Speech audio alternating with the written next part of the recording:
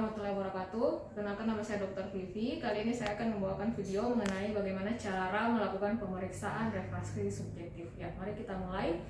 Permisi, nama saya Dr. Vivi. Namanya siapa? Susan. Oh, namanya Ibu Susan ya. Ibu Susan, kali ini saya akan melakukan pemeriksaan refraksi subjektif namanya. Kan tadi keluhannya penglihatannya kabur ya. Nanti kita akan cobakan lensa kacamata. Ya, bersedia? Ya. Oke, karena pasiennya bersedia, kita mulai dengan melakukan pengukuran DP.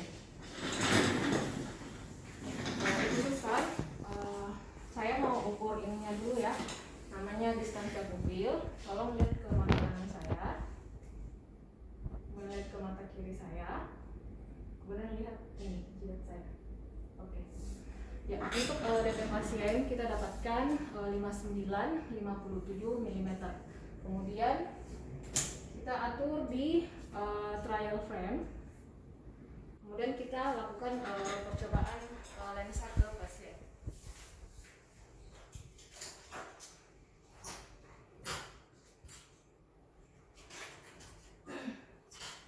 Pause dulu.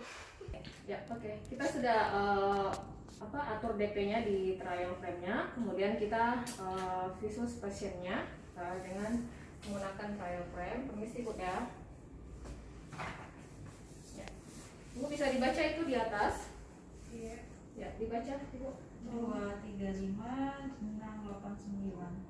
Terus 82635. di bawahnya masih bisa? Kabur, Dok. Oh, sudah kabur ya? Iya. Oke. Untuk visus mata kanan, pasien hanya sampai ke 0,5 atau sekitar 20/60. Kemudian selanjutnya kita cobakan lensa positif atau lensa sferis negatif. Ya. Ibu Susan, ini saya mau cobakan lensa ya.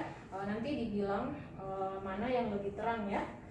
Apakah ini nomor 1 atau ini nomor 2? Kira-kira mana yang lebih jelas? Yang 1 Iya. atau yang 2? Yang 1, Dok.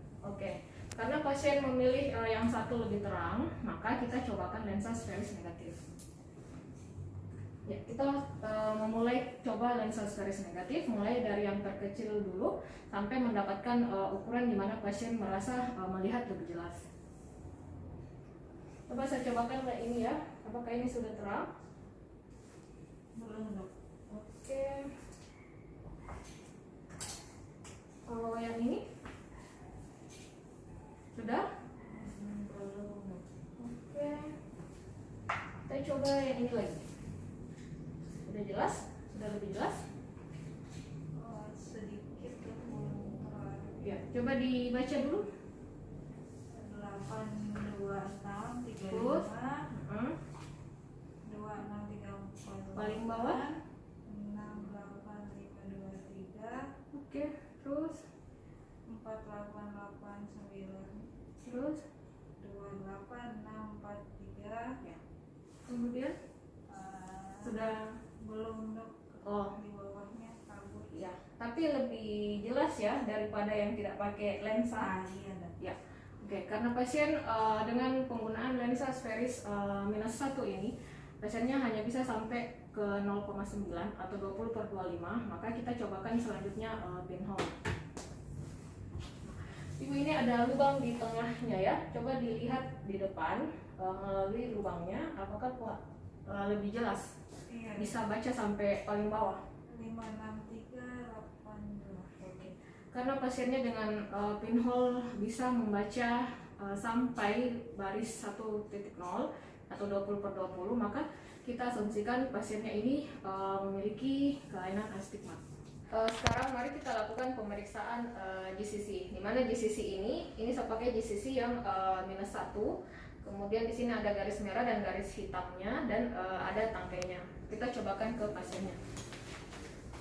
Ibu Susan, nanti minta tolong dilihat ini ya. Diganti dulu snellennya ke yang berupa titik. Selanjutnya kita cobakan GCC ke pasien. Ibu Susan nanti perhatikan titik yang ada di depan, kemudian pilih nomor 1 atau nomor 2 yang dirasa lebih jelas ya. Ini saya cobakan ya. Ini 1 atau ini 2. 1 dok. Satu kali lagi ya. Ini 1 atau ini 2. 1 dok. Oke, karena pasien memilih 1, maka kita ambil aksisnya berarti 180. Nah, setelah itu kita cobakan kembali GCC di aksis 180. Kemudian kita flip GCC-nya. Nanti lihat lagi di depan mana yang lebih jelas titiknya ya, nomor 1 atau nomor 2. 1 atau 2. 1 dok. Ulang ya, 1 atau 2. 1 dok. Ya, karena pada aksis 180 ini pasien merasa nyaman dengan posisi yang pertama tadi, maka kita geser lensa ke arah garis merah, berarti sekitar 20 derajat dari 180, berarti sekitar 160 derajat. Kemudian mari kita coba lensa minus 1 dengan aksis 160 derajat ke pasien. Ya, kita sudah ambilkan lensa minus 1. Kita cobakan lensa silinder minus 1 ke pada aksis 160 derajat. Kemudian kita ganti snellernya. Coba dibaca ininya, apa nomornya? 56286. Ya, yang paling bawah bisa 24324. jelas ya, Iya, tidak ada berbayang atau bertumpuk hurufnya. jelas. Oke, karena pasien sudah merasa jelas dengan ukuran demikian, maka untuk kacamata pasien kita ambil ukuran seperti itu dengan sferis minus 1 dan lensa silinder minus 1 dengan aksis 160 derajat. Kemudian kita lakukan hal yang sama pada mata kirinya. 3.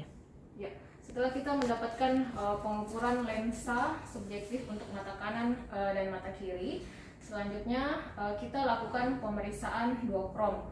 Nah, untuk pemeriksaan duokrom ini kita ganti snellernya ke yang kotak merah dan kotak hijau. Kemudian kita fogging mata pasien dengan lensa plus 0,5 di mata kanan terlebih dahulu. Kemudian kita tutup dulu mata kiri. Kita nilai duokrom dulu dari mata kanan. Ibu Susan, itu dilihat di atas kan ada kotak merah sama kotak hijau. Nah, Ibu Susan kira-kira mana yang tulisannya lebih hitam, lebih tegas, di kotak merah atau di kotak hijau? Jangan perhatikan warna kotaknya ya, perhatikan tulisannya. Mana yang lebih hitam, mana yang lebih jelas. Dua-duanya. Di dua-duanya sama. Iya. Sama ya, sama untuk di kotak merah, tulisan di kotak merah sama di kotak hitam. Nah, untuk mata kanan kita dapatkan red sama dengan green. Kemudian kita lakukan prosedur yang sama pada mata kiri. Kita fogging kembali juga dengan lensa positif 0,75. Kita oklusi mata kanan. Nah, untuk mata kiri bagaimana? Apa sama juga tulisannya di kiri dan di merah dan di hijau? Oke. Sama. Karena pasien dengan tes duokrom ini untuk kedua matanya itu red sama dengan green. Namun jika pasien mengeluh di kotak merah lebih jelas dari kotak hijau, maka kita bisa menambahkan lensa minus, sferis minus. Sedangkan jika pasien mengeluh, pasien menyatakan di kotak hijau yang lebih jelas, maka kita bisa menambahkan lensa sferis positif. Tapi pada pasien ini rednya sama dengan greennya, jadi kita tidak menambahkan lensa apapun. Setelah kita dapatkan hasil pemeriksaan duokrom, kita lanjutkan dengan pemeriksaan binokuler. Nah, untuk pemeriksaan binokuler ini kita minta pasiennya membaca di baris 4 baris di atas dari BCVA-nya, yaitu sekitar 20/40 atau sekitar 0,7 desimal.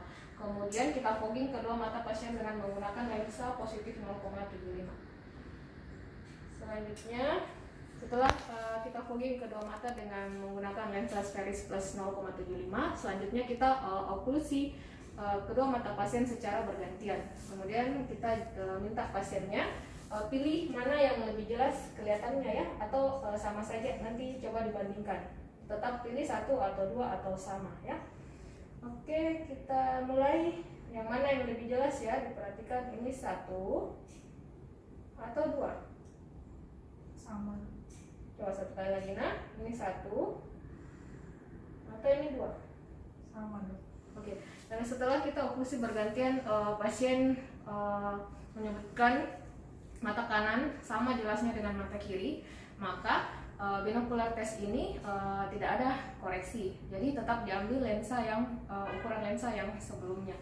Namun jika ternyata pasiennya menyebutkan misalnya mata kanan yang lebih jelas, maka kita menambahkan positif sferis positif 0,25.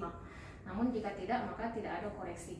Nah, berdasarkan hasil pemeriksaan lensa koreksi subjektif, duokrom dan binocular test, maka kita sudah mendapatkan ukuran kacamata dari pasien. Ibu, ini berarti ukuran kacamatanya sudah ya, yang tadi berarti sudah jelas penglihatannya sampai ke baris yang paling bawah. Nah, nanti kami resetkan kacamatanya dengan ukuran sebegini. Sudah nyaman kan dirasa? Iya. Ya. Nanti kalau bisa kacamatanya dipakai setiap saat ya. Terus kecuali mandi atau tidur. Nah, kemudian bisa datang kontrol ke kami sekitar 1 atau 2 tahun kemudian. Tapi kalau misalnya ibu rasa penglihatannya tambah menurun, tambah kabur dengan menggunakan ukuran kacamata ini setelah beberapa bulan, boleh datang ke kami untuk kontrol juga ya. Oke, terima kasih Bu ya. Ya, sekian dan terima kasih untuk pemeriksaan refraksi subjektif.